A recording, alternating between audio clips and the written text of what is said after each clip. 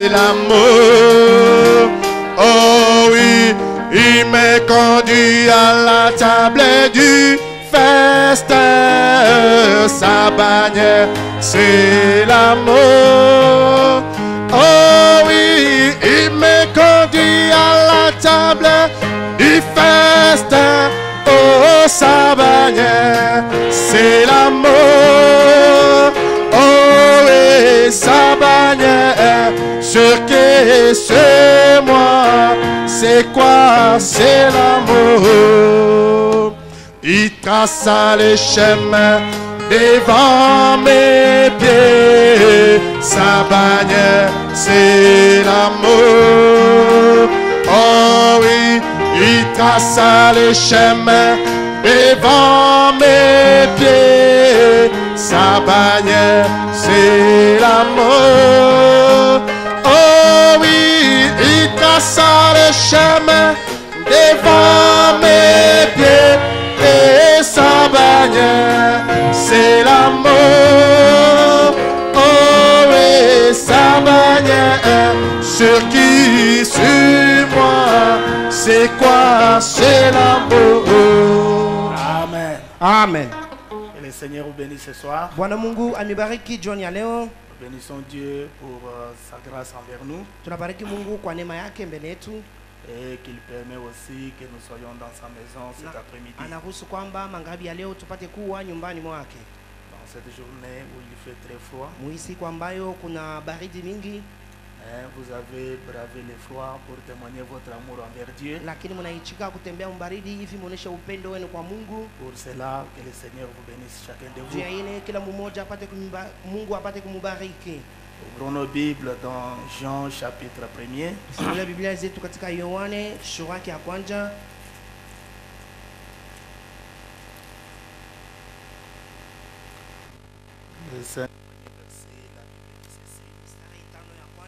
Biblia inasema hivi: Au commencement était la parole, kumwanzo kulikuwa neno, et la parole était avec Dieu, na neno ilikuwa na Mungu, et la parole était Dieu. na neno yenyewe ilikuwa Mungu. Elle était au commencement avec Dieu, Ilikuwa kwa kumwanzo na Mungu, et toutes choses ont été faites par elle. na kila kitu kilitendwa kupitia neno. Rien de ce qui a été fait n'a été fait sans elle. Hakuna kile kilifanyika bila kupitia kuneno. En elle était la vie, et la vie était la lumière des hommes. Ndani ya neno mulikuwa uzima, na ile uzima ilikuwa ni nuru ya watu. La lumière, lui, dans les ténèbres, Nuru iko na ngaza ndani ya giza, et les ténèbres ne l'ont point reçue. na giza haikuyapokea. Vous pouvez vous asseoir. Naweza kuketi. Ajoutons encore dans 1 Jean chapitre 3. Kitabu kia kwanza kia Yohana sura ya 3.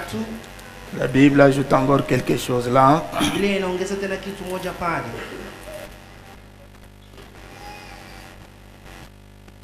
Nous allons lire les 3 premiers versets. Tutasoma mistari 3 ya mwanzo. Voyez que l'amour le Père nous a témoigné Muone upendo kani Baba ametushuhudia, pour que nous soyons appelés enfants de Dieu. hivi tupate kuitwa wana wa Mungu, Et nous le sommes. na tuko wana wa Mungu. Si le monde ne nous connaît pas, Kama dunia haitujue, c'est qu'il ne l'a pas connu. ni kusema haikumjue Mungu mwenyewe. Bien-aimés, Wapendwa, nous sommes maintenant enfants de Dieu. sisi ni sasa wana wa Mungu, Et ce que nous serons n'a pas encore été manifesté. na kile tutakuwa akijaonekana bado, Mais nous savons que lorsqu'il apparaîtra, lakini twajua kwamba wakati atakayeonekana nous serons semblables à lui, tutakuwa kufanana naye, parce que nous le verrons tel qu'il est. kwa maana tutamwona mpaka vile eko. Quiconque a cette espérance en lui se purifie, Kila mmoja kuna hii tumaini ndani mwake, kuna jitakaza comme lui-même est pur. vile ye mwenyewe ni safi. Amen. Amen. Retournons dans Jean chapitre 3, Turudie katika kitabu cha Yohane sura ya 3 le verset 16. mstari ya 16. La Bible dit ceci. Biblia inasema hivi: Car Dieu a tant aimé le monde kwa maana Mungu anapenda dunia et qu'il a donné son Fils unique, na anatoa mwanake wa upekee, afin que quiconque croit en lui ne périsse kwa point, kwamba kila mmoja atakayemwamini asipotee kamwe, mais qu'il ait la vie éternelle. lakini apate uzima wa milele. Dieu en effet n'a pas envoyé son Fils dans le monde pour qu'il juge le monde, Hivi Mungu asikutume mwanake duniani hivi apate kuamua dunia, mais pour que le monde soit sauvé par lui. lakini ni juu dunia ipate kuokoa naye. Et celui qui croit en lui lui n'est point jugé. na ule kwa namwamini yeye asihukumiwe kamwe. Mais celui qui ne croit pas est déjà jugé. Lakini ule asiamini ashakuhukumiwa. Parce qu'il n'a pas cru au nom du Fils l'unique de Dieu. Kwa maana asikuamini mwana pekee wa Mungu. Et le Seigneur ajoute les bénédictions à la lecture de sa parole. Bwana aongeze baraka kuusomi wa neno lake. Un mot de prière. Taweza kuomba. Dieu, créateur des cieux et de la terre, nous voici encore une fois dans ta maison cet après-midi, demandant, Seigneur, que ta grâce nous couvre, que l'onction soit sur le chandelier, ô Dieu, afin, Seigneur, de parler à chaque cœur qui est venu en ces lieux et ceux qui sont en route vers ces lieux. Dieu d'amour, de miséricorde, reçois, Seigneur, nos louanges et notre adoration de cet après-midi. Nous voulons maintenant, Seigneur, que tu descendes toi-même et que tu parles à chacun de tes enfants. Aide-nous, Dieu notre Père, pendant cet laps de temps que nous allons partager ta parole, du début jusqu'à la fin pour la gloire du Père. En ton nom Jésus-Christ, nous avons prié ainsi. Amen. Depuis dimanche, nous sommes en train de parler sur l'infaillibilité de la parole des promesses prononcées par Dieu. Tangu Jumapili tunasemezea kuhusu kutokushindwa kwa neno la lako lililotamkwa na Mungu.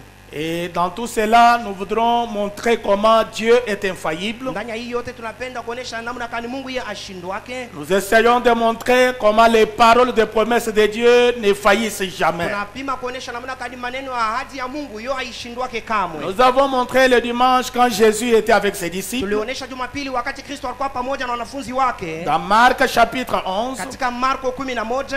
Alors qu'il avait vu le figuier. Hapo wakati aliona ile mzabibu. Alors il avait faim, il est parti cherchant à trouver quelque chose. Alikuwa na njaa na akaenda kupata kotunda. N'ayant trouvé rien, il a maudit le figuier. Lakini ashikupate kokintu na akalani ile mtini. Il a dit désormais que personne ne mange de ton fruit. Akasema kwamba tangu hapa mtu hata mmoja asipime kula tunda yako. C'était une parole prononcée. Ilikuwa ni neno iliyotamkwa. Quand Jésus avait prononcé cette parole-là, wakati Yesu alinena ile neno, l'arbre était verdoyant comme d'habitude. Mti ilikuwa muafya yayo kama kawaida. Mais comme la parole était déjà prononcée, lakini vile neno ilikuwa shakunenwa, cette parole-là est allée tout droit à la vie de l'arbre. Ile mti ikaenda mara moja na kuuzima ya mti. Parce que c'était la parole prononcée par Dieu. Kwa maana ilikuwa ni neno yenyewe Mungu yeye mwenyewe alitamka.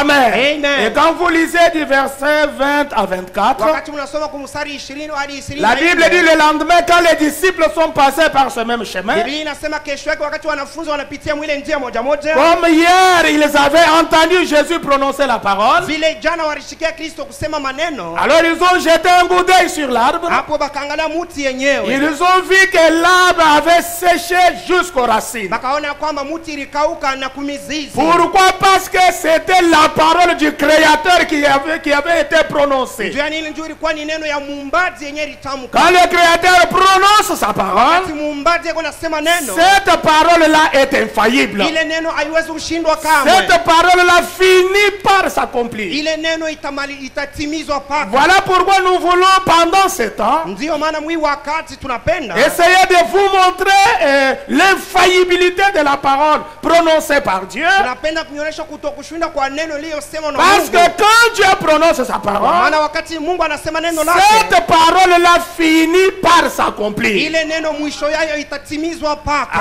Amen. Amen. Peu importe les temps et les circonstances. haizuru wakati na majira. Peu importe les obstacles, les handicaps, le temps, tout ce qui peut s'élever pour handicaper cette parole, la parole finit par s'accomplir. haizuru vizuizi vyote vinaweza kulamka kushoto na kuume, hivi ile neno itimilike. Amen. Ile neno itafika paka mkutimilika. Dieu finit par accomplir sa parole. Mungu anatimizwa paka neno lake. Parce que les paroles des promesses de Dieu sont infaillibles. Kwa maana maneno ahadi ya Mungu yoni ya kutokushindwa. Pourquoi nous essayons de parler de ces choses? Njoo nini tunapima kusemezea vitu C'est hivi? pour créer la foi en vous, pour que vous ayez plus foi en Dieu, que vous croyez chaque parole promise par Dieu. Ni njoo tupate kuwa na imani ndani mwetu, tupate kuwa na imani ya kuamini kila neno Mungu anasema. Parce que laissez-moi vous dire, Kwa maana mnyache niambie, la foi dans la promesse de Dieu, imani ndani ya lako ya Mungu, c'est ce qui opère le changement dans la vie du croyant. ndio iko natenda mabadiliko ndani ya maisha La yetu. foi dans la parole promise, Imani ndani ya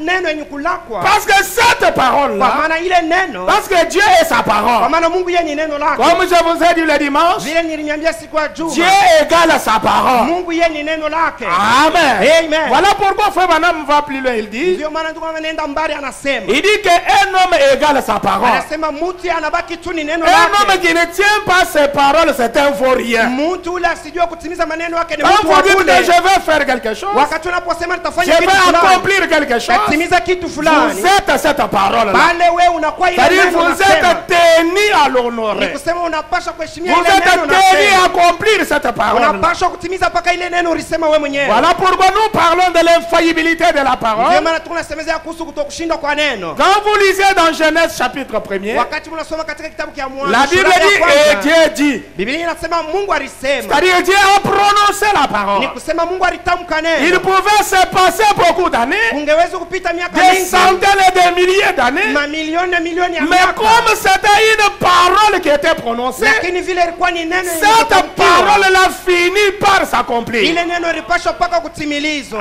Amen. Amen. Et Frère Branham va plus loin, il dit Ndio maana anaenda mbali que anasema Dieu, avant de prononcer sa parole, Mungu kabla yeye kutamka neno il a lake d'abord pensé. asha kuwaza mbele. La parole même, c'est quoi? Neno yenyewe La parole, c'est la pensée exprimée de Dieu. neno manake ni wazo yenye kutiliwa Quand peupe. Dieu pense, Wakati Mungu ako na il waza, exprime cela. yeye anaonesha C'est ile ça la wazo. parole. Ndio ile inaitwa Et neno. cette parole-là, Na ile neno comme c'est une pensée exprimée, vile ni wazo yenye kutiliwa wazi. elle est éternelle. Hiyo ile wazi inabaki milele.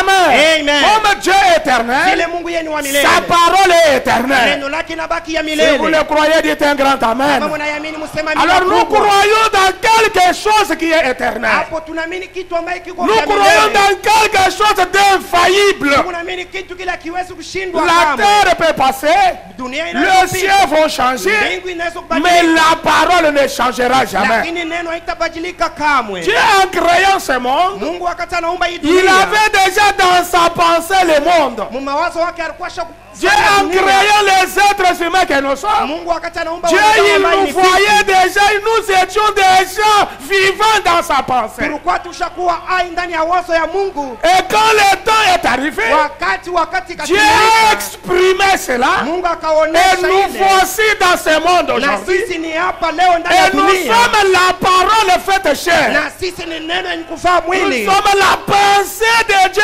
manifestée sous forme des hommes et des femmes. Sisi ni wazo ya Mungu yenye kuonekana. Alléluia. Mungu ya wanaume na C'est là où je wanawake. voudrais vous dire, mes amis, Ndio pale napenda que kuniambia quand warafiki, la parole est faite chair, wakati neno inavaa elle est mwili, plus dangereuse, ile neno ni hatari elle est sana. plus efficace, Hiyo ni ya nguvu elle sana. est plus Hiyo infaillible. haiwezi na shindwa. Comme Dieu est Ile infaillible. Mungu ya ashindwake. Amen. Amen. Frère Branham dit quelque chose ici. Ndio maana nasema kitu moja C'est hapa. par là que je commence ce Ni soir. pale ni kuanzia jua hii Je voudrais jioni. d'abord que vous placiez votre foi Napenda mbele mtia dans imani la yenu. parole infaillible de Dieu. Ndani ya neno ya Cette kutokushindwa ya parole Mungu. qui est prononcée par Dieu lui-même. Hii neno inatamkwa na Mungu yeye Cela pekee. finit par s'accomplir. Ile inatimilika Peu pale. importe le temps et les circonstances. Haizuru wakati na majira.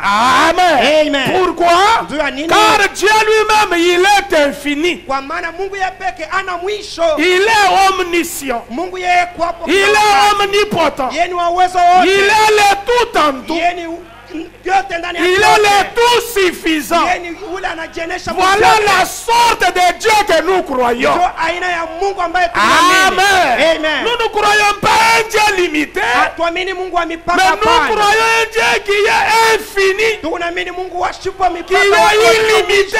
mwenye ana na mwisho. Amen. Amen. Oh, cela me fait du bien. Ndio hiyo iko na nifahamu nzuri. Frère Branham dit quelque chose ici. Ndio maana nasema kitu moja. Dans la parole faite chair, Katika mahubiri neno yenye kuvaa au mwili. paragraphe 235. Kifungo 235. D'abord, il dit quelque chose au paragraphe 232. Kifungo 232 unasema Parce que ce soir, je voudrais que vous voyez lequel Dieu nous croyons, la puissance qu'il a, comment il est illimité, comment il est infaillible, pour que vous puissiez placer votre foi dans ce Dieu-là. hii magharibi tunapenda kuona njia nini tunapaswa kuwa na imani ndani ya huu Mungu kwa maana yeye ana mwisho, yeye ashindwake. Amen. Amen. Frère Branham dit voilà. Ndio maana nasema moneni. Il dit oh alléluia. Anasema haleluya. Oh Dieu. Lo Mungu. Sur ce roc je bâtirai mon église. Yule ya hii mwamba nitajenga kanisa Et langu. les portes du séjour des morts ne prévaudront point contre elle. Na milango ya adezi haitailamukia Et kamwe. madame dit, oh là là, Ndio nasema lo jamani, quand ce monde ne sera plus, wakati dunia itakuyako, le ciel et la terre passeront, mbingu na nchi vitapita, mais ma parole ne passera pas. lakini neno langu haitapita Et kamwe. madame dit, pourquoi? Ndio amesema juu ya nini? Il exprimait Kunaionesha verbalement unaionesha kwa kinywa la pensée du Dieu Tout-Puissant. wazo ya Mungu Mwenyezi. Quand nous pouvons accepter cette parole par la foi, Wakati tunaweza kuichika hii neno kupitia imani. oh lumière du soir, Lo nuru ya je jioni. voudrais qu'on accepte cette parole par la foi. Ninapenda tukubali hii neno kupitia imani. Si nous pouvons accepter cette parole par la foi, Kama tunaweza kuichika hii neno kwa njia ya imani, le prophète de Dieu dit, nabii wa Mungu anasema elle doit se concrétiser. hii neno inapaswa kutimilika. Oh, comme cela excite mon cœur Lo vile hiyo inachamsha moyo de wangu penser que ya kuwaza kwamba ta parole neno la Mungu à jamais dans le ciel, kamwe Seigneur, ndani ya mbingu est confirmée. inatimilizwa.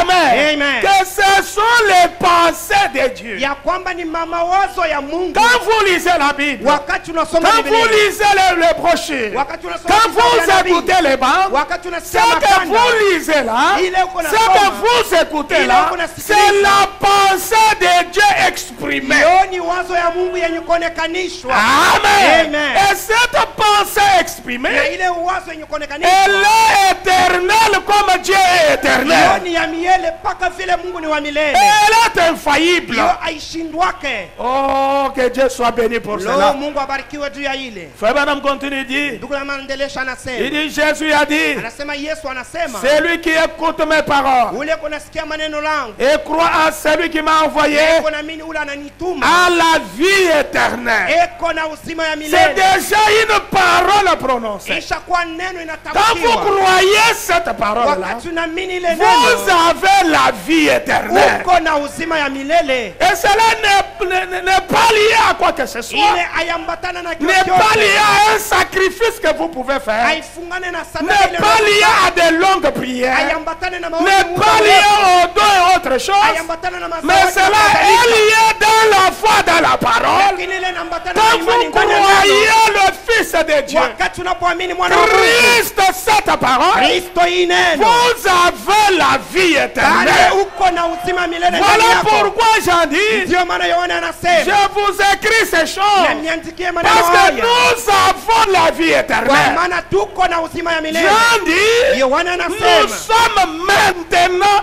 enfants de Dieu. sasa hapa sasa tuko ni wana wa Mungu. Oh, s'il y a des enfants de Dieu ici qui disent un grand amen. Leo kama kuna wana wa Mungu hapa wasema Il dit, neno nous kubwa. sommes maintenant enfants de Dieu. Anasema tuko sasa wana wa Mungu. Laissez-moi vous dire, mes frères, Niache niambie ndugu il y a zangu, des choses que vous pouvez douter dans la vie. Vous kuna binti unaweza pouvez kushakia maisha. même douter de votre personnalité. Unaweza kushakia hata umuntu wako Que je mwenyewe. suis un homme ou une femme, Kusema niko j'ai mwana étudié Mungu, ou pas, ninajifunza j'ai l'argent hapana. ou je n'ai pas Niko na d'argent. franga au Mais sina il y nayo. a une chose Lakini kuna dont kitu vous ne moja devez jamais avoir de doute, ila uweze kuwa na shaka juu c'est yake. d'être fils ou fille de Dieu. Ikiakukuya binti au kijana wa Mungu. Amen. Amen. Je peux douter de mon bras, Naweza kushakia mkono mais je ne wangu. peux jamais douter du fait que je suis fils de Dieu. Lakini siwezi nashakia kwamba shina mtoto wa Mungu. Alléluia.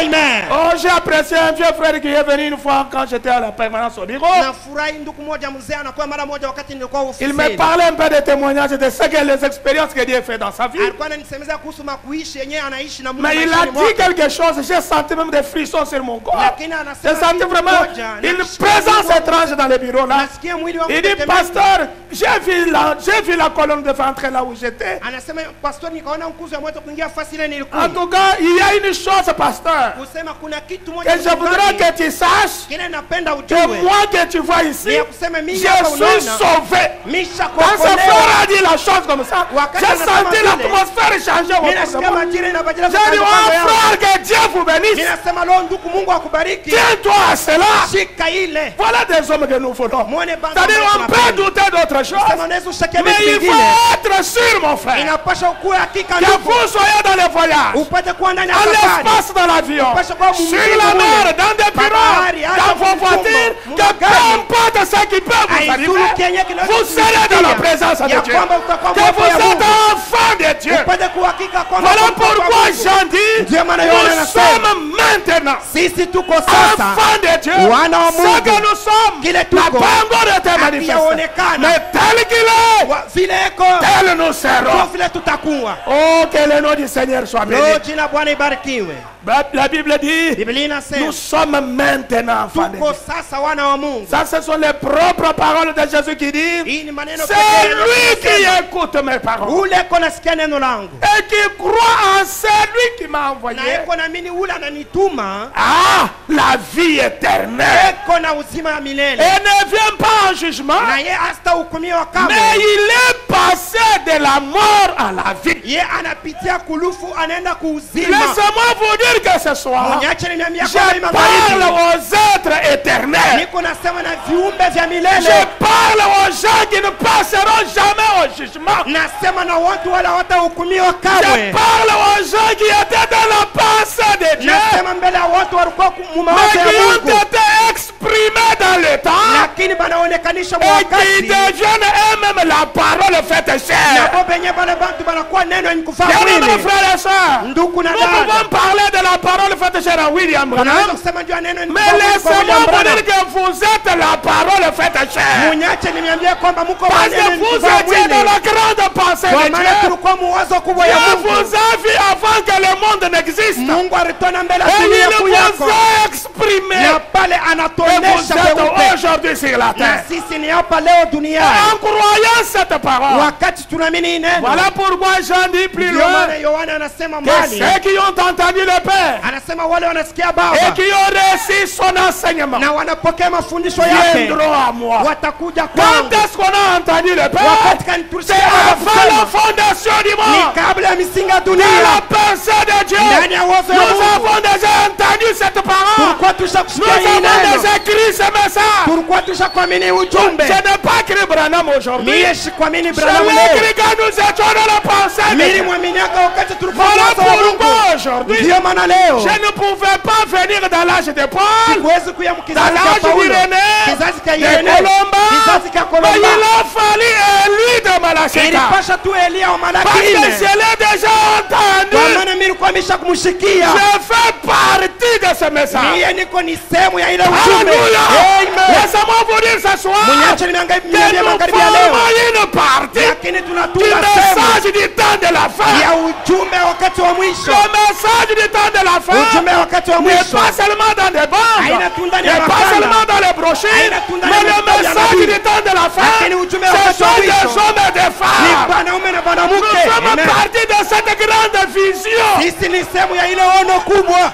Et si vous avez saisi la vision de na ce kama message, unashika ona hii de la ujumbe, même manière que Dieu est éternel, namna moja Mungu vous yenu êtes milele, éternel avec lui. nawe pia uko milele pamoja na Mungu.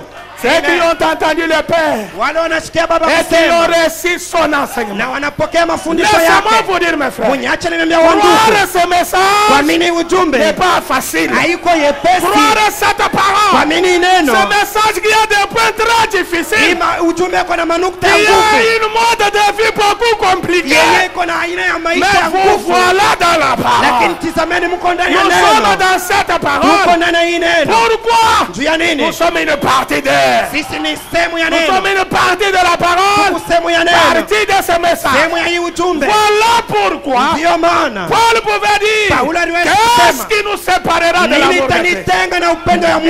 Est-ce la famine? Eti ni njala, Est-ce la tribulation? eti ni mateso, Est-ce les tentations? eti ni majaribu, Est-ce les épreuves? eti ni Non, majaribu. mes amis, Hapana rafiki nous zangu, sommes cette parole. sisi tuko hii neno. Quand on rejette la parole, Wakati on tunatupa nous neno, rejette ensemble Bana avec la kutupa parole. pamoja na neno. Amen. Frère Branham, la Bible, frère Branham continue dit, Ndugu na maandisho anasema, Jésus a dit, Yesu anasema, celui qui écoute mes paroles wa ule konashikia maneno et yangu croit en celui qui m'a envoyé na anamini ule ananituma a la vie éternelle. eko na uzima wa Il milele. ne vient pas en jugement, Ye astasambishwa mais il est kamwe, passé de la mort à la vie. lakini anapitia kulufu kwenda Non kuzima. pas celui qui va à l'église, Hapana ule kwenda kukanisa, ni celui qui met son nom dans un livre, au non. ule konatia jina lake ndani ya listi ya Ni kanisa, celui qui professe, non. au ule kona tabiri. Hapana. Mais celui qui pousse des cris, ni celui qui guérit les malades, ule kunaponya wagonjwa, ni celui qui parle la langue ou qui ule prophétise, kunatabiri au mais kunasema kwa lugha. celui qui écoute mes paroles, Lakini ule kunasikia maneno langu qui croit en celui qui m'a envoyé, na yeko naamini ule ananituma a la vie éternelle yeko na uzima wa et milele, ne vient jamais en jugement. na ye hatahukumiwa Il est passé kamwe, de la mort à la vie. anapita kuulufu kwenda Oh kuuzima. frère, Lo ndugu, laissez cette foi s'ancrer une fois dans ses cœurs, acha hii imani ipate kuingia na kuzama ndani ya iye moyo, au point que unakuta ces kwamba paroles seront reconnues devant Dieu. maneno yayo itatambuliwa mbele ya Mungu. Ensuite, Kisha le ciel et la terre trembleront mbingu na dunia et itatetemeka passeront, na mais itapita, la parole est éternelle. lakini neno ni ya milele. Cette pensée qui est dans votre cœur, Hii wazo inayokuwa ndani qui ya moyo est wenu, exprimée par Dieu, yenyewe inayoonekana na ne Mungu, pourra plus faillir. hiyo haitawezi na shindwa Que les paroles d'Esaïe, le prophète, ne pouvaient faillir. vile maneno ya Isaya nabii haiwezi nayo Il y a kushindwa. eu des milliers qui ont vu s'opérer ces miracles, Kwa milioni ya watu waliona ile muujiza qui ne kutimilika, pouvaient toutefois pas croire, wala hawakuweza parce kuiamini, que Esaïe l'avait exprimé kwa en maana disant, Isaya alikuwa aisha kuionyesha ils n'y akisema, croiront pas. anasema kwamba hawataiamini. Maintenant, 237. Sasa La parole de Dieu est éternelle. neno ya Mungu ni ya milele. Au commencement était la parole. Mwanzo kulikuwa La neno, parole était avec Dieu. neno ilikuwa Et pamoja na la parole Mungu était Dieu. na neno ilikuwa Au Mungu. commencement là, en arrière, quand il vit le monde, Mwanzo kule nyuma, wakati akaona dunia, quand Dieu lui a vu le monde avant même le commencement, wakati Mungu yeye akaona dunia mbele ya mwanzo yayo, il nous vit, vous et moi. Mungu alituona wewe na mie. Alléluia. Amen. Ça c'est fait maintenant que j'ai dit. Hapa ni ndio amenjo Il dit nasema. que quand Dieu a vu le monde avant le commencement, Anasema wakati Mungu akaona dunia mbele c'est-à-dire ya on mwanzo, va même avant le commencement du monde, ni kusema tunaenda hata mbele ya dunia yote. là-bas dans l'éternité, Kule muumilele, quand il a vu le monde, wakati Mungu akaona frère Branham dunia, dit, ndio anasema il nous vit, vous et moi, Mungu alitonaka wewe na mie. ici ce matin, Hapa sasa, hapa asubuhi, ici ce soir. hapa hii magharibi, Frère Branham dit, ndio il anasema vit mon enfant qui est là derrière. Arona mtoto yangu ule kwa kule nyuma. Il a vu aussi Élie, mon fils qui est là derrière. Arona tena Elia mtoto yangu yuko kule nyuma. Amen. Amen. Que nous serons ici ce Ya soir, kwamba tutakuya hapa hii magharibi, avant le commencement du monde. mbele ya kwanza kwa dunia. Voilà pourquoi, mes frères. Ndio maana ndugu Comme zangu, Dieu, vous voyez dans sa grande pensée, vile Mungu alikuwa anakuona ndani ya peu moyo wake importe kubwa, les maladies qu'ont frappé vos parents, haizuru magonjwa yenyewe peu yanapita wazazi importe les wenu, problèmes qu'ont eu vos arrière-grands-parents, haizuru mamambo ilipika comme wakambo ils wetu, étaient porteurs de la vie que vous êtes, vile walikuwa na uzima yenyewe ni weye, comme ils étaient les porteurs de la parole qui devait être manifestée, vile walikuwa na neno yenyewe lipasha kuonekanishwa. Dieu a pris soin de vos parents. Mungu analinda wazazi Bien yao, qu'ils n'ont pas crié la parole, hata vile abakuwa Dieu na les neno. a protégés dans des accidents. Mungu anabalinda ndani Dieu ya les a maajali. protégés dans des Mungu guerres. anabalinda ndani ya Dieu les mavita. a protégés dans des fléaux Mungu anachunga ndani ya pour qu'ils mapigo. vous mettent vous au monde, Mungu apate pour kusala que wewe, vous croyiez cette na wewe parole, upate kuamini pour hii que vous neno, travaillez dans ndio cette upate parole. kutumika ndani ya hii Que neno. les élus de Dieu disent Amen. Wateule wa Mungu wapate kusema Et amina. voilà pourquoi je vous dis ici ce Ndio soir maana nameambia que hapa hii vous magharibi n'êtes pas ici au ya hasard. kwamba hamuna hapa kwa bahati, Vous n'êtes pas ici au hasard. hamuna hapa kwa bahati. Ceci était dans le plan éternel de Dieu. Hiyo ilikuwa ndani ya mapa ya milele ya Mungu. Frère Branham dit, Ndio anasema il nous vit, vous et moi, ici ce matin. alitona wewe na mie hapa Il vit magharibi. mon enfant qui est là derrière. Aliona mtoto wangu ule kwa kule nyuma. Il vit tous ceux qui ont fait en Inde. Aliona yote ile, wote wale wako kule kuenda, wote wale wako na njala kule Il kuenda. vit tous les prédicateurs Aliona wahubiri wote en chair. ndani ya mwili. C'est-à-dire avant le commencement du Ni monde. kusema mbele ya Dieu Mungu me dunia. voyait ce soir en train de prêcher la Mungu parole. alikuwa ananiona hii magharibi niko nahubiri neno. Amen. Amen. Voilà pourquoi il devait que me protéger mes Ndio parents. maana Il devait que prendre soin et orienter les choses. alikuwa anatengeneza paka bintu. Voilà pourquoi Branham dit, Ndio maana Branham Dieu anasema est derrière chaque mouvement. Mungu yuko nyuma ya kila mwendo. Mon frère et ma soeur, Ndugu na dada, tout ce qui vous arrive, yote na mauvais kusikia ou bon, mzuri Dieu au est mbaya, derrière cela. Mungu yuko nyuma Dieu yayo. a un plan pour Mungu cela. ana mapa juu Dieu ya hiyo. a un but huile dans toutes ces Mungu ako na choses. shaba ndani ya ile Si yote. vous comprenez cela, dites un grand Kama amen. mnaelewa ile msema amina kubwa. Frère Branham dit, Ndio maana nasema. je le suivais même ce matin dans la bande, il disait, Nilikuwa namfuata asubuhi ya leo mkanda alikuwa il dit, anasema. vous pouvez vous demander, Unaweza mais kujiuliza. frère Branham, moi je n'ai rien fait pour le Seigneur. Ndio maana mimi siyafanya kitu juu ya Il Bwana. dit, non, mais Dieu vous garde en vie. Anasema pana Mungu Peut-être pour anakuchunga que tu puisses mzima. mettre au monde un enfant Saa zingine njoo upate kusala qui mtoto va prêcher l'évangile, Mtoto mwenye qui va atahubiri. gagner beaucoup d'âmes pour le mwenye Seigneur. atakomboa Et maisha c'est mingi pour ya Bwana. cela que Dieu vous a gardé en vie. Na juu ya ile Mungu C'est- anakuchunga katika uzima. Et ce que tu fais là, c'est ça servir Dieu. Na ile uko nafanya ndio kumtumikia C'est Mungu. pour dire que même si ma mère ne prêche pas la parole ici, Ndio kusema hata mais mama parce que moi, neno son hapa. fils, je prêche la Lakini parole, vile mimi ma mtaki mère est kuhubiri neno, bénie. mamangu anabarikiwa. Frère Branham dit, Ndugu wangu c'est anasema. un grand privilège Hiyo ni bahati pour des kubwa. parents Ndio wazazi. d'avoir des enfants prédicateurs. Wanasala watoto wahubiri. C'est pourquoi, mes frères, Ndio maana ndugu nous zangu devons comprendre les choses tunapaswa kuelewa de la vitu manière que Dieu les comprend. namna ile Mungu ako nabisikia. Voilà pourquoi rien ne peut vous ôter de la Ndio maana terre hata tant que le but et le plan de Dieu pour vous ne soient accomplis. wakati Shabana mapa ya Mungu ayatimiza maishani mwako. Amen. Amen. Amen. Amen. Frère Branham dit, Ndugu yangu anasema Dieu a vu tous les prédicateurs qui seront du haut de la chaîne. Mungu anaona wahubiri wote wenyewe watakuwa nyuma ya altari. Il vit marcher tout hypocrite. Akaona kutembea Hallelujah. na yote.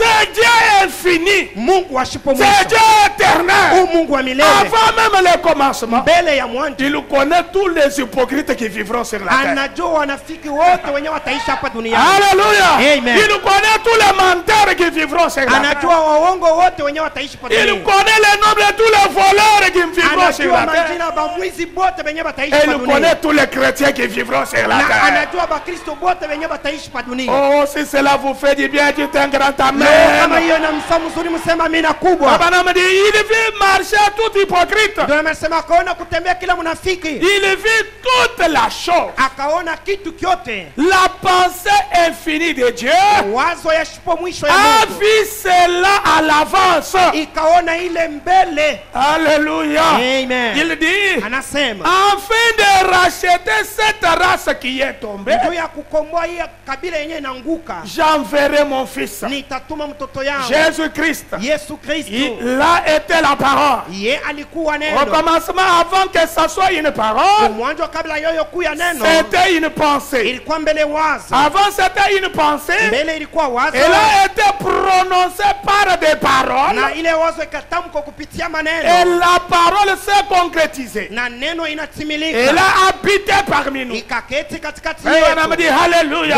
anasema Il haleluya. dit 10 millions d'années, peut-être, Anasema 10 milioni ya miaka saa zingine avant que le monde soit formé, mbele ya dunia la kutungiwa. pensée de Dieu Wazo ya Mungu a vu son corps, ikaona mwili le wake, tabernacle de chair, maskani ya mwili ya pour milofu, enlever l'aiguillon de la mort. juu ya kutosha ile shindano ya lufu. Voilà pourquoi la Bible dit Ndio maana Biblia inasema l'agneau qui était immolé avant la fondation du monde. mwana kondoo mwenye alichinjwa kabla ya misingi ya dunia. Jésus n'est pas allé mourir au calvaire quand les Yesu Juifs ashuka l'ont Kalvario crucifié. wakati wa Yuda wanamsulubishwa. Il est mort avant même que le monde ne soit mort. Alikufa kabla dunia yoku ya dunia. Amen. Amen. Il est mort dans la pensée de Dieu Yesu alikufa mbele mwazo ya pour Mungu racheter l'humanité, juu ya kukomboa ulimwengu pour mzima, sauver ceux qu'il avait vu en lui le désir d'être sauvé. juu ya kokoa wale aliona ndani wao benye kuwa na nia ya kokolewa. Laissez-moi vous dire ce soir, Mniache niambie hii ce n'est magharibi. pas tout le monde qui seront sauvés. Ana bantu bote ndio Jésus bataokoka. n'est pas venu mourir pour le monde Yesu entier. ashukue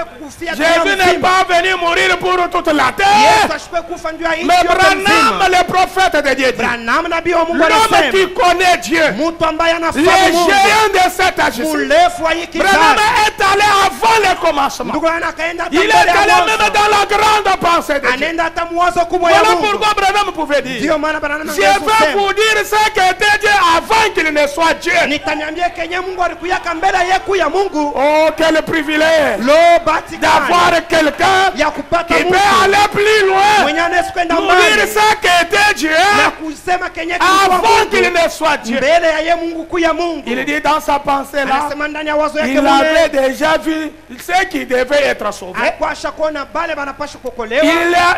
Il a vu les élus Anaona qui wateule avaient le désir d'être sauvés à eux. wale ndani mwao walikuwa Voilà na nia ya pourquoi il kuokolewa. a immolé l'agneau Ndio maana alichinja dans la mwana-kondoo pensée de Dieu. ndani ya wazo ya Et Mungu. il a écrit leur nom Na anaandika avec majina le yao sang de Jésus. na damu ya Yesu Kristo. Et le sang de Jésus Na damu ya Yesu a Kristo couvert nos noms inafunika au majina travers yetu les arts kupitia pour vidole. que le diable ne les voie pas. Shetani asione ile majina. Si le diable Na kama jabole avait accédé à ce secret-là, arona ile siri kama ma alionaka, mère allait m'avorter mama yangu alipasha kubomoa pour mimba que yangu je puisse passer. ndio nipate Mais kupita, le nom était caché. lakini jina Ton nom ilifichwa. était caché. Jina yako ilikuwa ya Votre nom, kufichwa. mon frère, était caché Jina yako ndugu ilikuwa ya par kufichwa le sang de Jésus. kupitia damu ya Voilà Yesu Kristo. pourquoi le diable Ndio maana n'a pas shetani compris comment nous sommes sur la terre achelewe namna kani et comment tunatoka nous dunia, prêchons l'évangile namna kani tuko et na ubiri comment vous vous injili, réjouissez de na la namna parole. kani Mungu nafurahi na neno. Oh, que le nom du Seigneur soit béni. Lo, jina la Bwana ibarikiwe.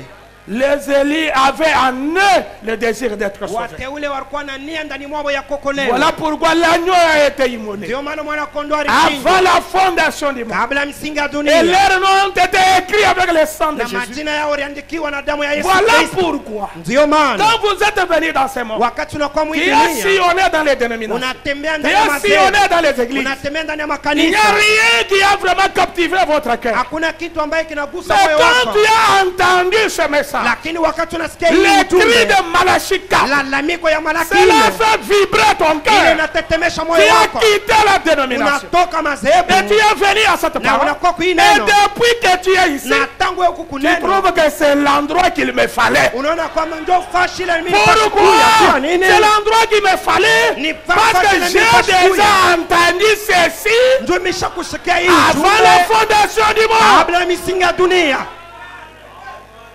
Amen. Amen.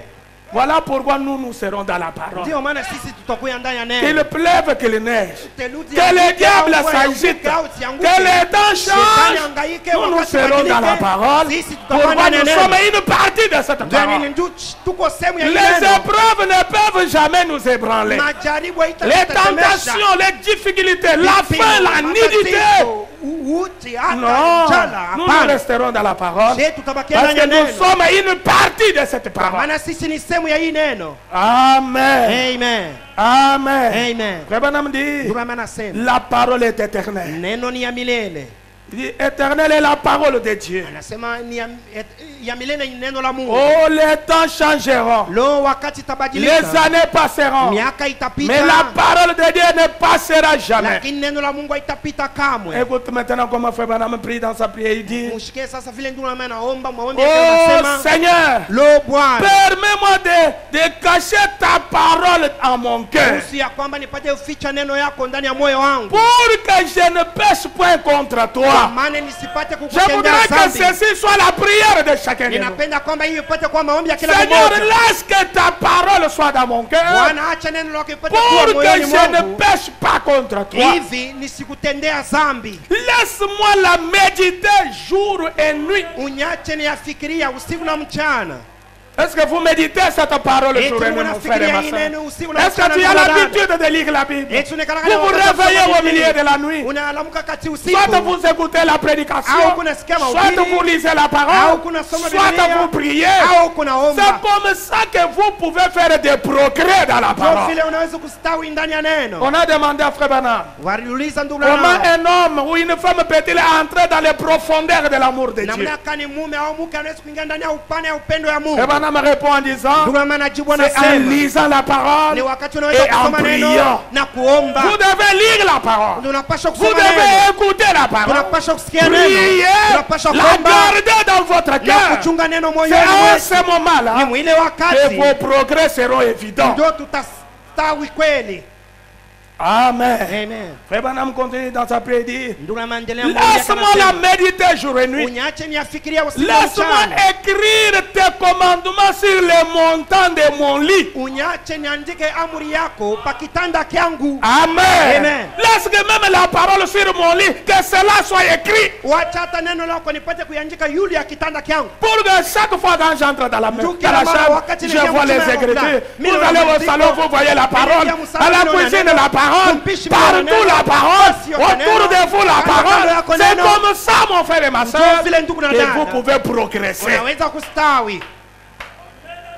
Mais comme partout, ce sont toujours Lakini des livres wakati ile pornographiques, c'est la mpaka magie, vitabu vya porno, c'est mpaka ceci, vitabu de vya ceci, uchawi, de hiki na ceci. kile, Vous kadhalika. n'irez nulle part. Pale hautaenda fasi hata moja. Vous vous réveillez la nuit. Unalamuka usiku. Au lieu de méditer sur la parole, Pawe kufikiria d'écouter neno. la parole, Kusikia vous neno. vous entrez dans l'internet Wewe unaingia mu pour internet. voir des choses obscènes, Ndio kuona vitu vya uchafu. écrire des messages Kuandika inutiles, mamessage ya voir des kukomana, films kuona inutiles. mafilamu ya Non, bure. ça vous nourrissez votre esprit. Pale huko Des nalisha sales nyumba yako choses. na vitu vichafu. Parce que la pensée Kwa là, maana ile c'est wazo ça même votre, c'est ça le matrice de votre cœur. ndio yenye matriki ya moyo wako. C'est-à-dire tout commence par la pensée. Ni kusema yote kunaanza na Même mawazo. les vols, l'adultère, c'est d'abord dans la Usharati pensée. mbele ni mu mawazo. Avant que quelqu'un aborde une femme pour Mbele tomber ya en mtu adultère, kusema ça commence sana, d'abord mwanamke dans sa usharati. pensée. Inaanzaka mbele mawazo yake.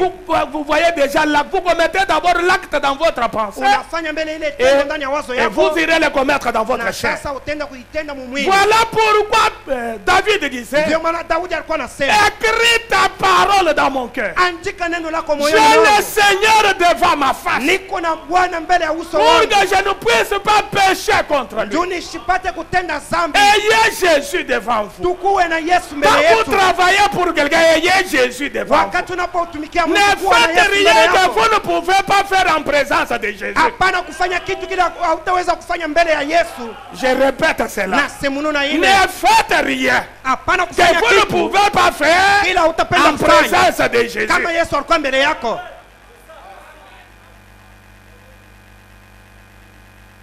Ne faites rien Hapana kufanya que chochote vous ne pouvez pas kenye faire utaweza en kufanya présence de Jésus. kama ulikuwa mbele ya Yesu.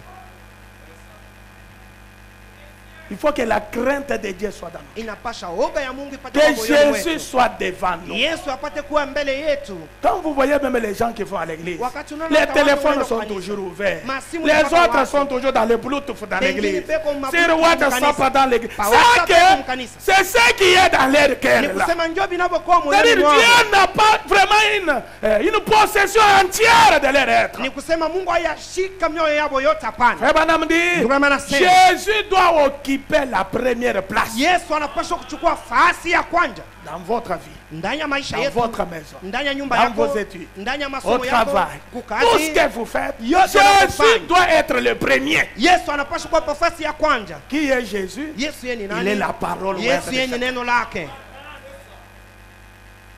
Frère Branham continue dans sa prière. Il dit, Ndio maendeleo maombi yake anasema, laisse-moi méditer cette parole. acha nifikiria hii neno.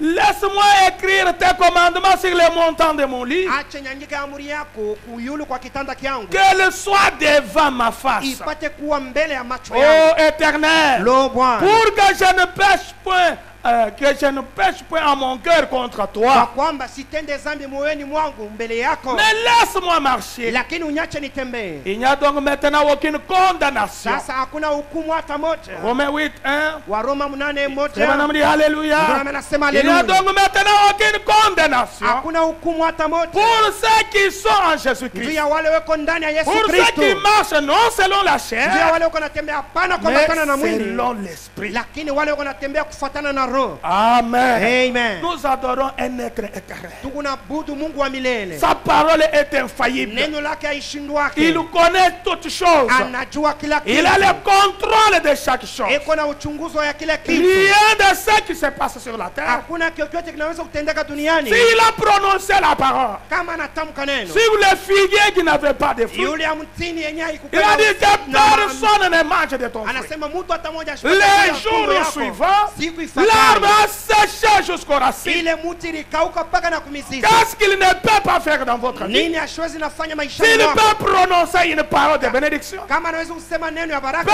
importe les temps qui peuvent couler, haizuru wakati anaweza cette kufika. parole-là finira par s'accomplir. Ile neno mwisho yake itatimilika. Amen. Amen. Dans la parole faite chair 167, frère Branham dit ceci. Mahubiri yenye neno yenye kuvaa mwili kifungo 165 Il dit, ce anasema, n'est donc pas étonnant que lorsque Jésus est descendu de la colline ce soir-là, anaya kushangaa kwamba wakati Kristo alishuka kumlima ile et magharibi qu'il a regardé en direction de l'arbre na anaangalia mungambo ya muti pour prendre son fruit, ndio ya kuchukua et tunda qu'il n'y nayo, avait rien. na akukwe tunda hata moja. Amen. Amen. C'est là où je vous ai dit le dimanche. Ndio pale nilisema L'arbre, c'est Jumapili, le type de l'humanité. ya kwamba muti ni mfano ya Vous ulimwengu. représentez l'arbre. Sisi tunatambulisha muti. Alors quand Jésus vient vers vous, Hapo wakati il Kristo ne anakuja faut kwako, jamais qu'il ne trouve rien chez toi. haipashe Kristo ashipate kitu mbele yako. Amen. Amen. Frère Branham dit quelque Ndio part, anasema fasi il dit moja, que les figuiers là, anasema mtini ile lui devait produire des fruits parce que les maîtres avaient besoin d'un fruit. yo ilipashe Que kuwa ce matunda soit kwa le maana temps ou la walimu walikuwa nayo saison, lazima. les figuiers étaient dans l'obligation de produire. Hata kama ile mtini haikukwe wakati hayo ya kutosha matunda, lakini ilipaswa kuyatosha. Est-ce que vous comprenez cela? Eti mnaelewa ile? Vous ne pouvez pas dire non, ce n'est pas la saison, ce n'est pas le temps, mais Seigneur, Seigneur, tu me demandes quelque chose alors que je n'ai pas la possibilité. Sina na Non. uwezaji, hapana. Toi, quand Jésus a besoin, vous Wakati êtes Kristo yuko censé lazima na donner. kitu, wewe unapaswa kuleta. Parce que sans cela, c'est la malédiction qui va Kwa s'ensuivre. maana bila ile ni laana ndio itafata. Branham dit, Ndio maana anasema quand il descendait la colline, wakati alikuwa anashuka mlima, il a regardé en direction de l'arbre pour prendre de anaangalia son fruit. mungambo ya muti, Il ili n'y achukue avait tunda, rien. na kukwe tunda hata moja. Il dit, Anasema plus personne ne mange de ton fruit. mtu hata moja ashipime tena kula Il tunda yako. poursuivit son chemin. Na pale akaendelesha njia Le yake. lendemain, en remontant, Kesho yake mkurudia, l'arbre était sec. muti ilikuwa ya Et kukauka. Branham dit la pensée de Dieu. Ndio maana anasema wazo ya Mungu. La pensée de Dieu, Wazo ya Mungu laquelle au commencement était d'abord une pensée, ile mbele kumwanzo ilikuwa tu ni wazo, avant d'être une parole, mbele ya yoyo kuu ya neno, laquelle exprimait Jésus-Christ. ile ikaonesha Yesu Kristo. Le même Dieu exprimait de nouveau cette parole. Ule Mungu kwa maana jipya akionyesha tena hii Le neno. même Dieu Ule Mungu exprime de nouveau cette parole. eko naonesha kwa maana jipya hii neno. Amen. Amen. Et toute la Bible, toute la parole de la Bible sont la pensée de Dieu, Neno yoyote ya Biblia hiyo ni wazo ya Mungu reposant sous forme de semence, yenye kuwa kama mambeko, laquelle, yenye kwa si nini elle est reçue dans l'être humain. kama inapokelewa Est-ce ndani que ya vous saisissez ceci? mwanadamu. Amen. Frère Branham dit ceci. Ndio maana anasema hivi. Toutes paroles de la Bible sont les pensées de Dieu reposant sous forme de semence, Kila neno ya Mungu ni wazo ya Mungu yenye kuwa kama mbeko, laquelle, yenyewe ile si elle est reçue dans l'être humain, kama mwanadamu anaipokea est prononcée par la même pensée qui a matérialisé la Bible, na yenye kutamkiwa kupitia wazo yenyewe moja moja ikaonesha Biblia, amène la chose à l'accomplissement. kunapeleka kitu ya kwamba ipate kutimilika. Voyez-vous? Unaona? Voyez-vous ce que je veux dire? Muone kile anapenda kusema. Puissante pourrait être l'église. Uwezo inaweza kuwa kanisa. Comment l'église devrait être une église Na puissante? kuna kanisa Si ilipaswa elle kanisa peut ya uwezo. vraiment prononcer, avoir la même pensée qui a matérialisé la Bible en elle. Kama inaweza kuwa na wazo moja moja yenyewe inaonesha Biblia ndani mwayo. La même pensée Wazo ile qui moja a dit moja. que la terre soit, Yenyewe que kasema la dunia lumière ipate soit, kuwa, mwanga que ipate ceci kuwa, soit. hiki kipate Si la kuwa. même pensée est en vous, Kama ile wazo moja moja iko ndani yako.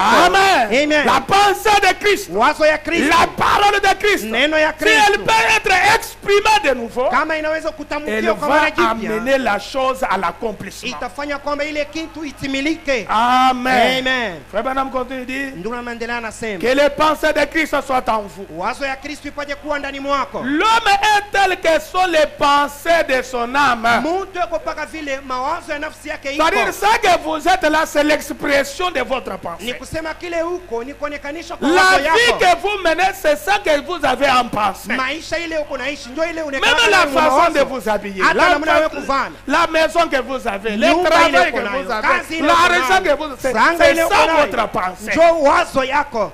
Parce que vous ne pouvez pas vivre au-dessus de votre Kwa maana confession de ce qui est dans yule ya ile votre uko pensée. nakiri, yule ya ile iko ndani ya wazo yako. Amen. Amen. Voilà pourquoi Frère Branham dit, ndio maana ndio anasema l'homme est tel que sont les pensées de son âme. mtu yuko paka vile mawazo ya nafsi Il yake dit iko. maintenant, Anasema sasa vos pensées, mawazo yenu si elles deviennent une expression, kama inaonekanika peupe, c'est comme lorsque Dieu a dit ni kama vile Mungu anasema qu'il y ait un monde. kupate kuwa dunia. Avant que ça devienne une parole, Mbele ya yoyo kuya neno il a fallu que ça soit une pensée. ilipashwa mbele ipate kuwa wazo. Avant que le monde ne soit manifesté. Mbele ya dunia yoko Cela onekana. était d'abord dans la pensée de Ile Dieu. mbele ilikuwa Dieu avait déjà créé un monde dans sa Mungu pensée alikuwa shakuumba dunia moja ndani et ya il wazo a yake. exprimé cela. Na anaonesha ile sasa. Est-ce que vous êtes là ce soir? Eti mnafuata Est-ce que vous magharibi. comprenez cela? Eti mnaelewa C'est-à-dire, ile. si l'église peut posséder la parole, Ni kusema kama la kanisa même linaweza kushika pensée neno. de Christ, Ile wazo moja moja ya Kristo. Amen. Amen. Cette même pensée en vous Ile wazo moja moja ndani mwako amènera des choses à l'existence. itapeleka kwamba vitu vipate kuiako. Frère Branham dit, Ndio maana anasema. il continue, il dit aussi Dieu dans sa création Anasema Mungu ndani ya kuumba kwake créa le monde par sa pensée. akaumba dunia kupitia wazo yake. Puis il l'exprime. Kisha Et akaionesha la pensée, kupitia wazo. la pensée, une wazo, fois exprimée, Wakati inaonekanishwa cela se matérialise. Vous ile voyez, kuna kuya mkini kia kupapasa. voyez-vous ce que je veux dire? Unaona kile napenda kusema. Amen. Amen. Frère Branham continue, il dit quelque chose Ndio ici. maana anasema kitu moja hapa.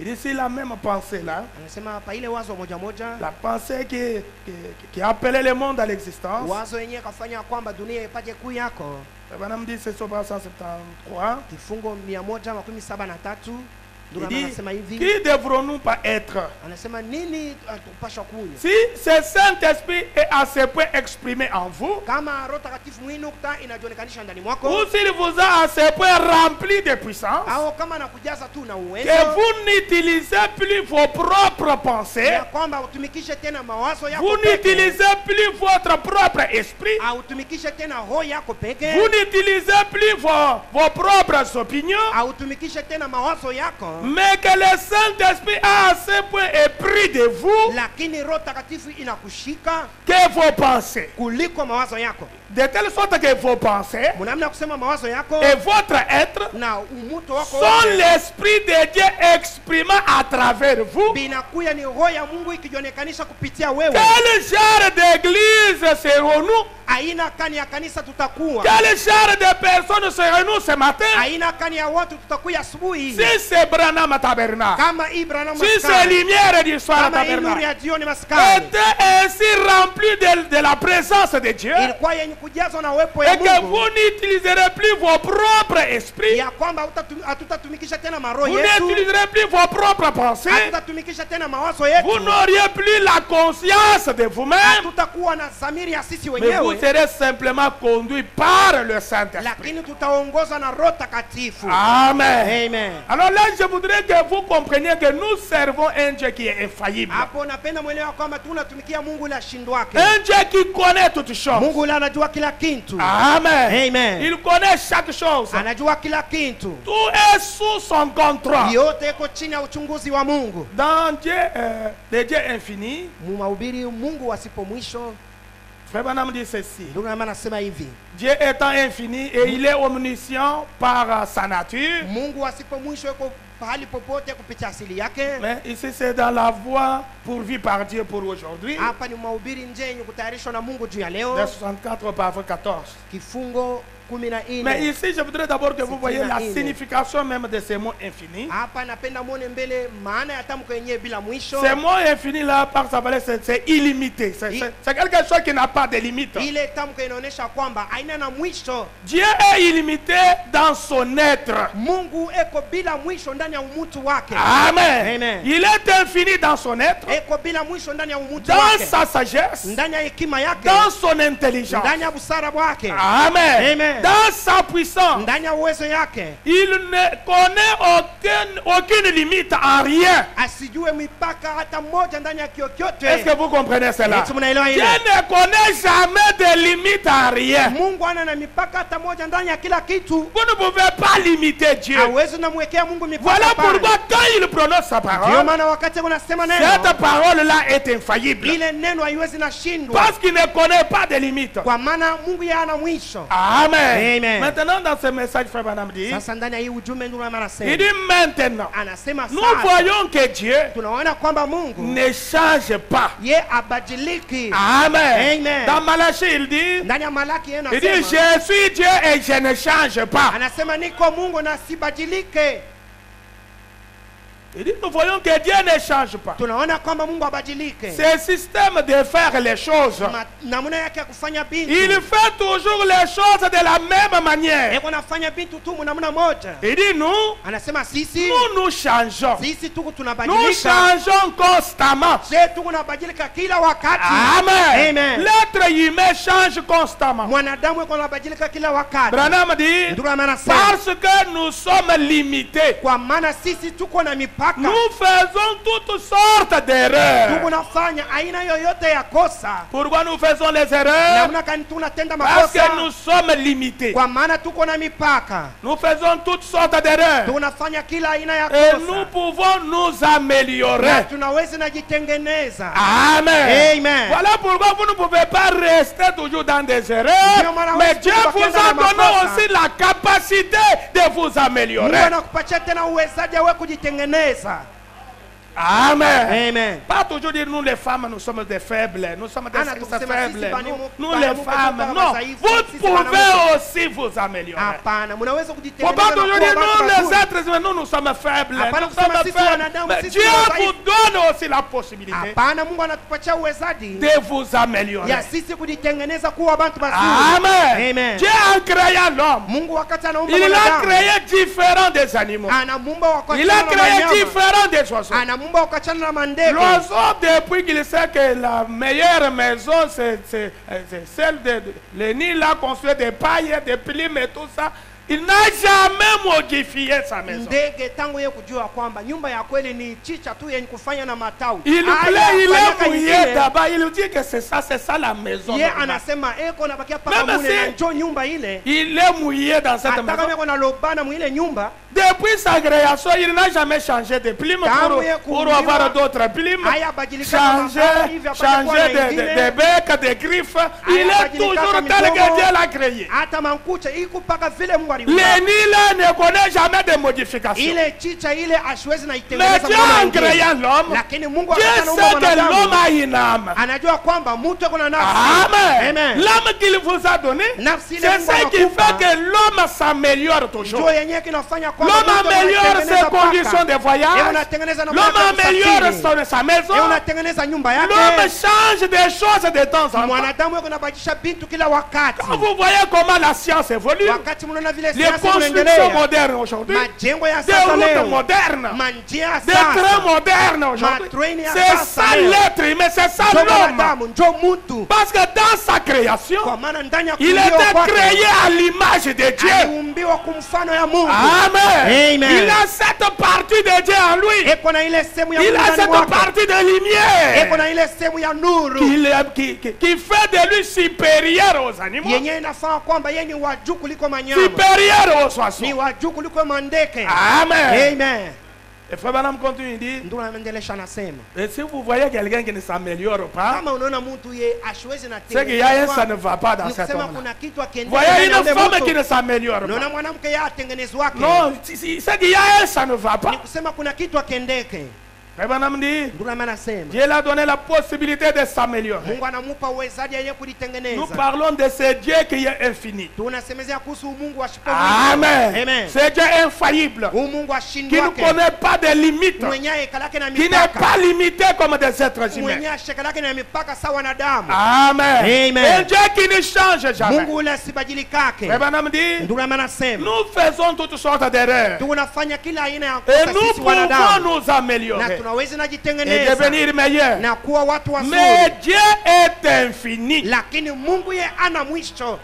J'aime vous entendre dire Amen. napenda kusikia amina Dieu zenu. est infini. Mungu asheka lake na mwisho. Sa première décision Mpango yake ya kwanza reste toujours les mêmes et parfaite. inabakiaka moja moja na ya kukamilika. Et madame continue, il dit, Ndugu anaendelesha il anasema, ne peut pas devenir plus intelligent. ye ashwezi kuya wa akili zaidi, hapana. Dieu ne progresse pas dans l'intelligence. Mungu ashendelea yake ndani ya akili. Il est intelligent, il est parfait, il est infini. Ye ni wa hekima na Il ne busara, change yenye jamais. kukamilika, Voilà le Dieu que nous asibadilika. croyons. Tizameni Mungu ambaye Amen. tunaamini. Amen. Et il a fait de nous une partie de lui. Na anatufanya sisi sehemu yake. Voilà pourquoi l'homme est intelligent. Ndio maana mwanadamu ni wa akili. L'homme fabrique des machines impossibles. Mtu unafanya vyombo Quand vous vya voyez des utawaziri. invasions, vous vous demandez comment ils sont.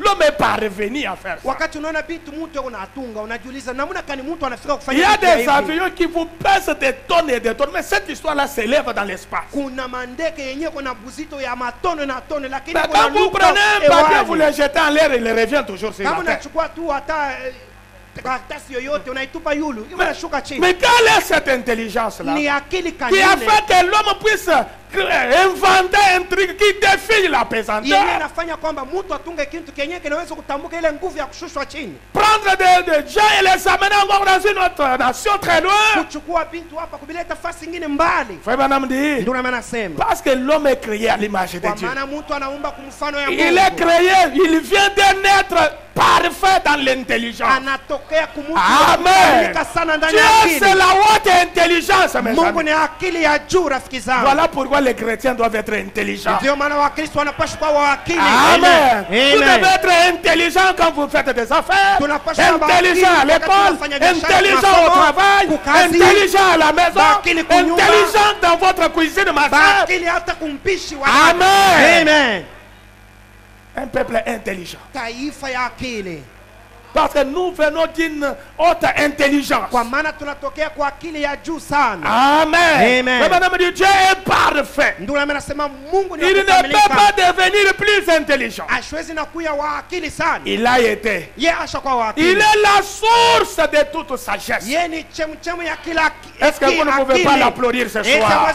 Applaudir cette source de toute sagesse. Kushangilia huu Mungu, hii chemchemu ya kila akili. Il est toute la sagesse.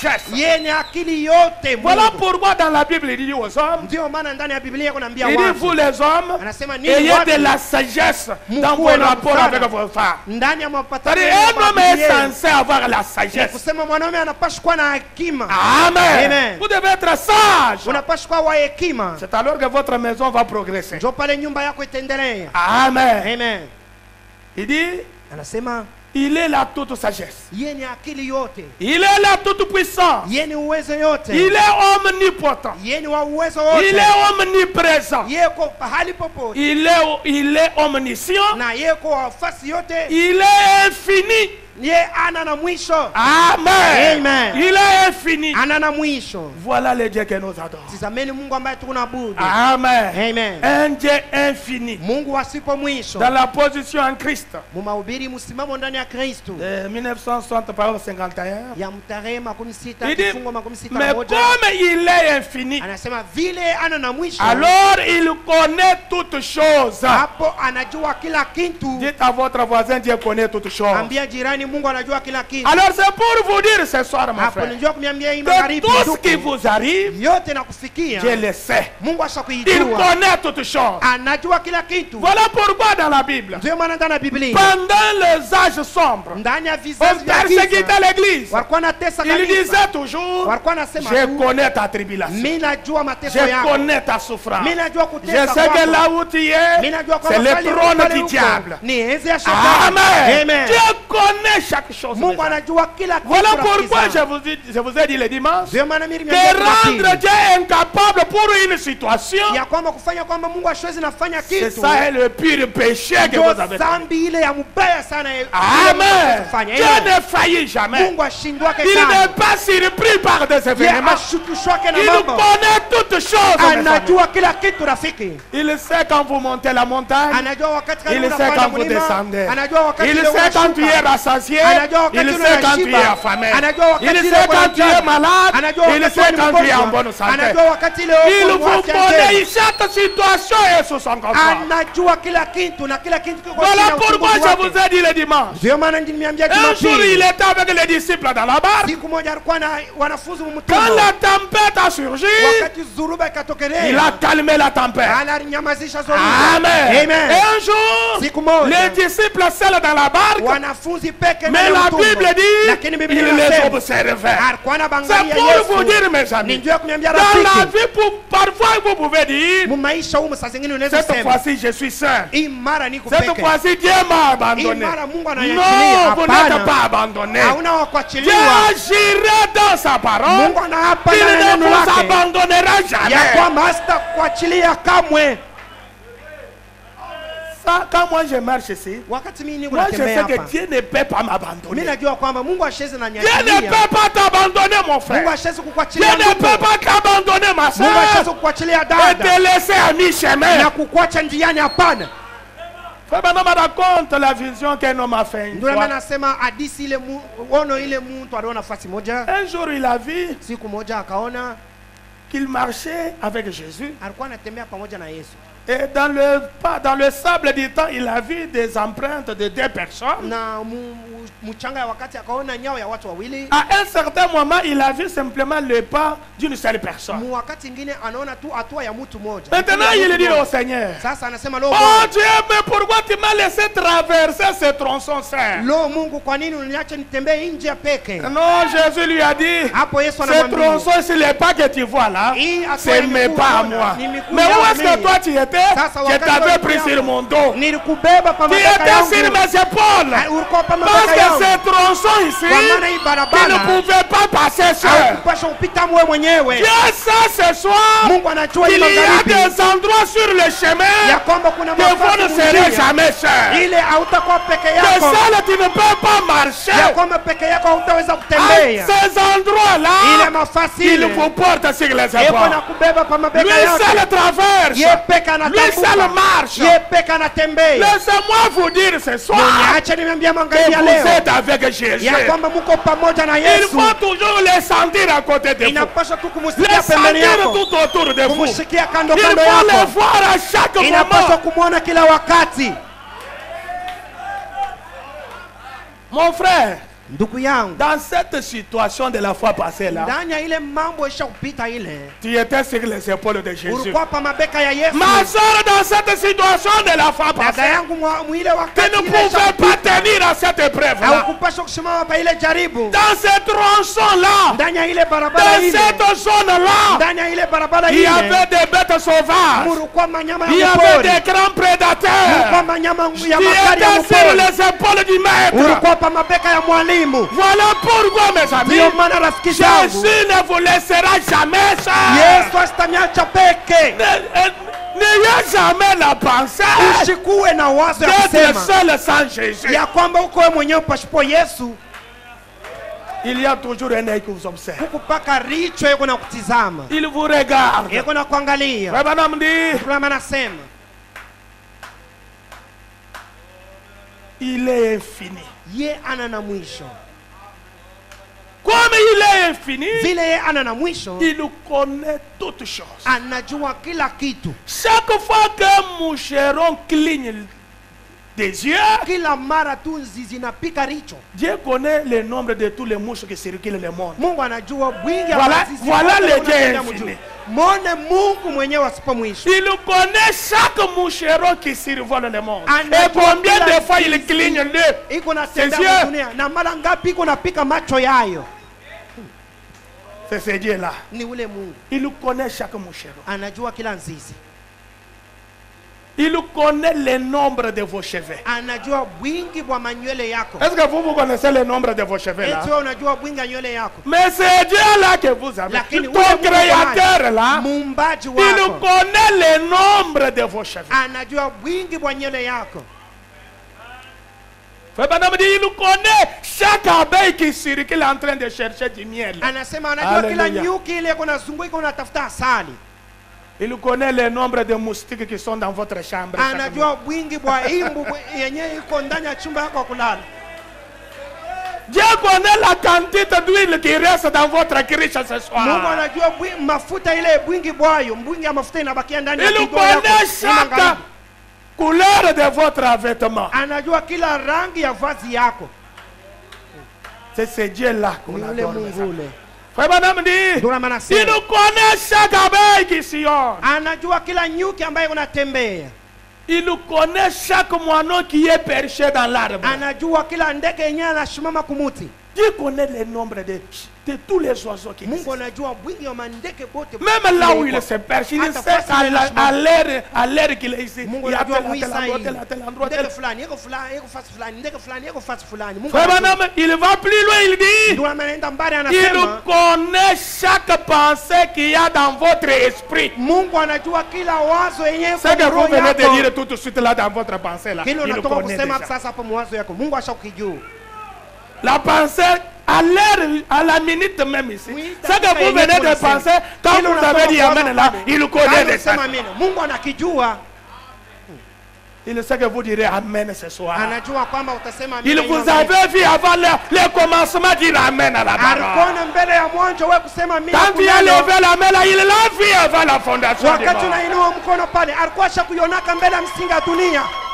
Il nous Amen. connaît chaque pensée qu'il y a dans votre esprit. Anajua kila wazo yenyewe kwa mroho yako. Parce qu'il est infini. Kwa maana yeye ana na mwisho. Il est omniscient. Yeye ni uwezo. C'est-à-dire, il est non seulement infini, Yeye ni wa uwezo. Ni kusema ana tu na mwisho. mais il est omniscient. Lakini ni wa uwezo. Il sait tout. Anajua kila kitu. Oh, seulement il est un être. Yeye ni kiumbe tu. Dieu est un être. Mungu ni kiumbe. Branham dit il n'est pas comme le vent.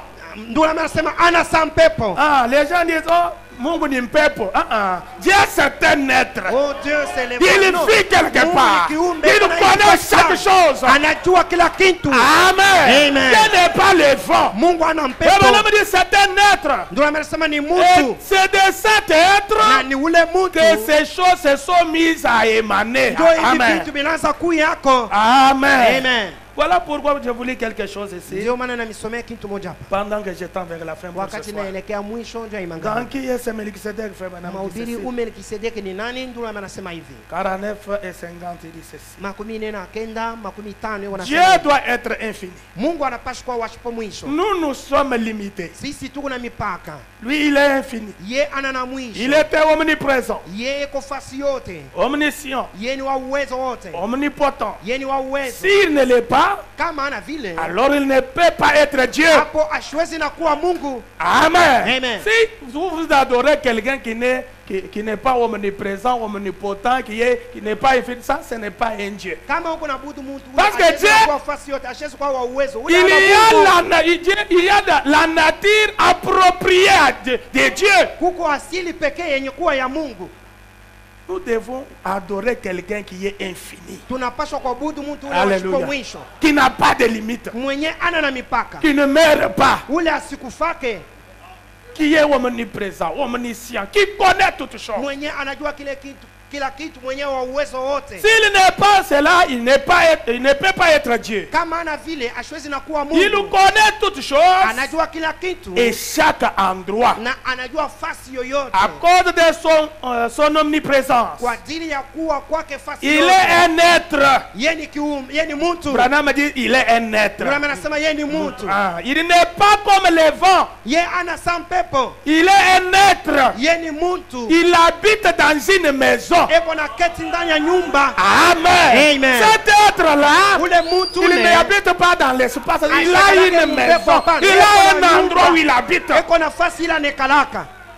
Amen. Amen. Il habite dans une maison. Eko naikala mu nyumba Mais fulani. étant omniscient, Lakini mwenye kuwa fasi yote, sachant toutes choses, wenye kujua kila kitu, cela le rend omniprésent. ile inafanya kwamba eko fasi Parce yote. qu'il sait tout ce qui se passe. Kwa maana anajua kyote kiko natendeka. Il ne peut pas y avoir des puces qui clignent des yeux sans qu'il le sache. Hakuwezi kuwa kidudu kenye kinapiga macho bila Mungu ye kujua. Dieu connaît chaque insecte. Mungu anajua kila kidudu. Même même son déplacement, Ah, le donc nombre c'est de bien fois quoi qu'il que- mange, même le nombre de Mara fois ngapi qu'il kikula cligne Dieu, kula.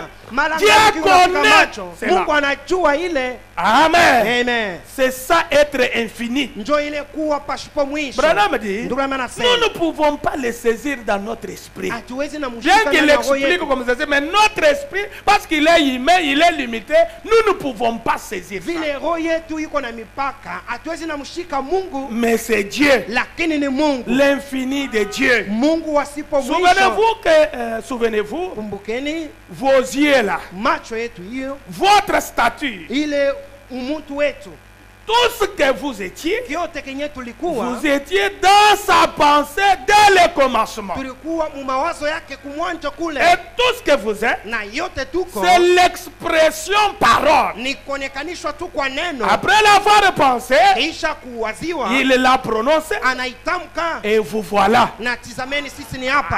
Amen. Amen. Si ce n'est pas ainsi, Kama ikukwe si vile, vous n'étiez pas dans sa pensée, kama ukukwake ndani ya wazo yake, il n'y a aucun moyen du tout pour vous d'être un jour là-bas. hapo hakuna Est-ce que vous comprenez hata cela? moja juu yako ya wewe kuya siku moja Ceux qui kule. seront dans l'enlèvement, ceux qui seront avec lui, ce sont ceux-là qui étaient dans sa pensée. Wale watanyakuliwa, wale watakuwa pamoja na Kristo ni wale walikuyaka muwazo yake. Si tu n'as jamais été dans la pensée de Dieu, Kama huyakuyaka muwazo ya tu ne Mungu, seras jamais avec lui. kamwe hautakuya naye. Voilà pourquoi Jésus a dit, Ndio maana Yesu anasema, plusieurs viendront en ce jour. wa mingi watakuya Ils kule me diront, siku. Seigneur, Seigneur, Batanyambia Bwana, n'avons-nous Bwana, pas chassé des démons par eti ton nom? hatukufukuza N'avons-nous mapepo, pas prophétisé par eti ton nom? hatukutabiri Est-ce kwa que jina nous lako. n'étions pas membres d'église? Eti Nous hatukuwa étions des wa kanisa. prédicateurs. Tulikuwa On a wahubiri. manifesté les dons de l'Esprit. Tunaonesha zawadi ya Roho. Jésus dit, je leur dirai ouvertement, Yesu anasema nitawaambia retirez-vous de moi, wafuasi, ondokeni mbele yangu, ouvriers d'iniquité. watenda maovu, Je ne vous ai jamais connu. sijamijuwaka C'est kamwe. qu'il y a des gens sur la Ni terre, kusema kuna watu des duniani hommes et des femmes, wanaume na mais qui wanawake, n'ont jamais été dans la pensée de lakini Dieu. abaya kuyaka ndani ya wazo ya Mungu, Voilà pourquoi Ndio maana. ils ne seront jamais avec Dieu. hawatakuwa pamoja na Que le Mungu. Seigneur Dieu vous bénisse pour ce Bwana soir. Mungu anibariki juu ya hii magharibi. Pendant que je vous prie à vous tenir debout, Wakati nawasimu simame bwima, je voudrais que vous compreniez qu'il faut être d'abord dans la grande pensée de Dieu. napenda mwelewa kwamba inapaswa kuwa mbele mwazo ya Mungu kubwa, Et vous avez été dans cette pensée de Dieu. na mulikuwaka ndani ya ile wazo ya Mungu, Et Dieu vous a exprimé dans le na temps. Mungu anamionekanisha mwakati. Amen. Amen. Pendant que nous chantons ces chants, Wakati unaimba hii je wimbo, voudrais que chacun parle au Seigneur napenda kila mmoja aseme mbele ya Bwana, et que vous puissiez réaliser l'amour de Dieu envers vous, ya kwamba upate kuona upendo wa Mungu kwako, la grâce que Dieu vous a témoignée en ce temps de la fin, neema ile Mungu anakuonekanishia mwi wakati ya pour que mwisho, vous puissiez accéder à la connaissance de toutes ces choses. hivi upate kufika kuufahamu ya hii maneno yote. Bon Sauveur, berger fidèle,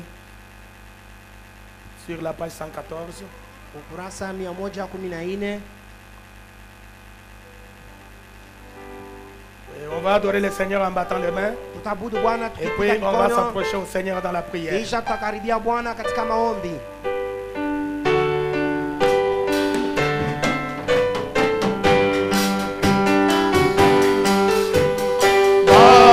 Sauveur, berger fidèle,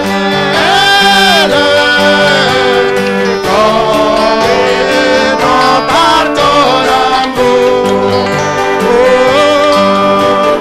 aidé par le paternel,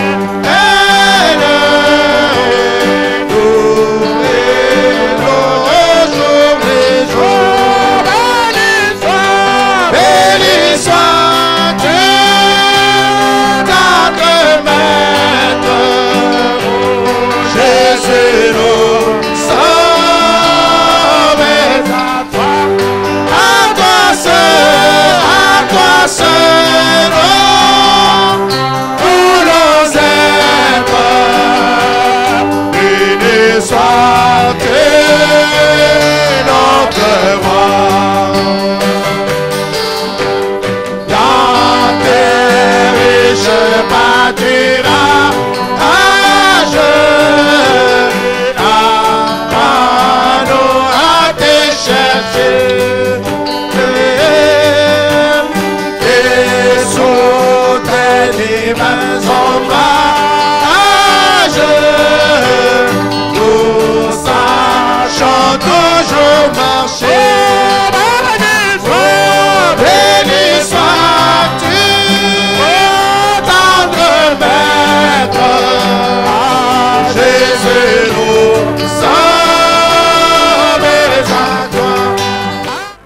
remercions pour cette parole, Seigneur, qui vient de sortir.